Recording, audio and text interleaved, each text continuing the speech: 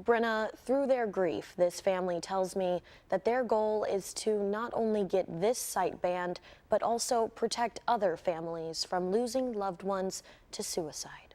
Evan loved the beach, so this is us at in Panama City Beach.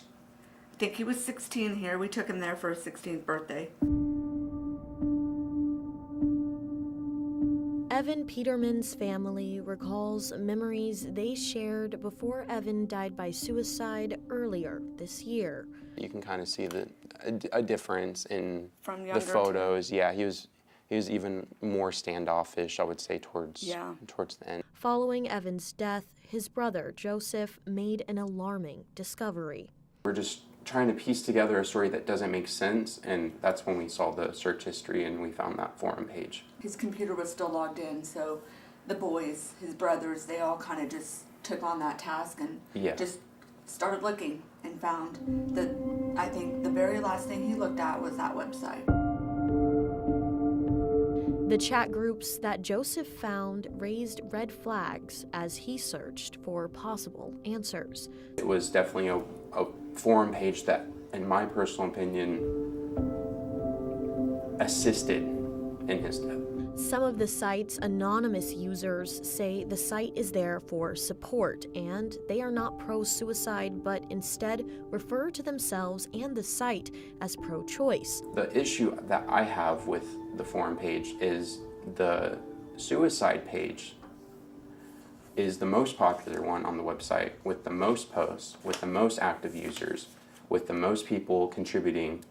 And that's where most of the details and the instructions and the methods and the compounds that they're selling to minors over the internet to help in their life, that is where all of that is being hosted. Joseph tells us that what stuck out to him, aside from the nature of some of the chat forums, were that users were helping others get access to a chemical called sodium nitrite, a chemical compound U.S. Congresswoman Lori Trahan brought to light on the House floor last year. These forums have been instrumental in the rise of suicides using sodium nitrite, a chemical that, in its safe, low-concentration form, is often used to cure meat and fish. However, in high concentrations, sodium nitrite becomes highly toxic at levels comparable to cyanide. The United States House passed the Youth Poisoning Protection Act to target the sale of sodium nitrite, but they are still working to make it a law.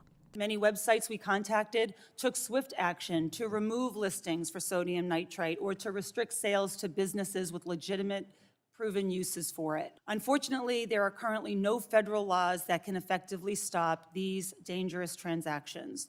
The Youth Poisoning Protection Act changes that. This legislation would prohibit the sale of sodium nitrite to consumers in concentrations higher than 10%. Along with the act, other states have proposed legislation geared towards stopping the sale of sodium nitrite or banning sites like the one Joseph's brother had frequented. We learned from the executive director of behavioral health at St. Francis about both the dangers and benefits that stem from sites like these. These forums are probably designed to provide support to people who have been through that and have had lived experiences, ways that people can keep themselves safe. But I think that there's probably some concerns developing that they might become more of a ways to provide access to means, so methodologies that people that are accessing these forums use to find a way that they might harm themselves. The site itself is anonymous and has very little precautions in place for verifying age. Users also use code words and acronyms to conceal the true meaning behind some of these chats, and donations to the site are done through cryptocurrency. The challenges we run into, quite frankly, are First Amendment. How do we balance out the need to protect free speech, but also maintaining that balance of public safety? And if a website is set up for purposes to encourage people to commit suicide or to help them commit suicide, there are laws protecting against that. Lieutenant Mark Kraft with the Tulsa Police Department says legally police are at a standstill. Unfortunately, there is nothing I'm aware of that could be done. We wouldn't even have a place to start. Like I said, in our unit, normally, we deal a lot with internet service providers and websites, but we can verify people on those websites. On this website, we can't. Currently, the site is under investigation in the UK. The site urges users in that area to access it through a VPN. I want these people to be held accountable Yes. because the people on the actual forum, the moderators and even the owner, are hiding behind usernames. Suicide is a taboo subject. Nobody wants to talk about it, and I think that it should be talked about. And then this website should be talked about.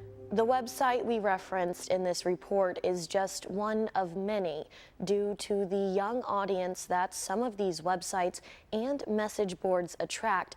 Experts want to emphasize the importance of monitoring children's online activity and checking in with loved ones. In studio, I'm Lauren Henry, News Channel 8.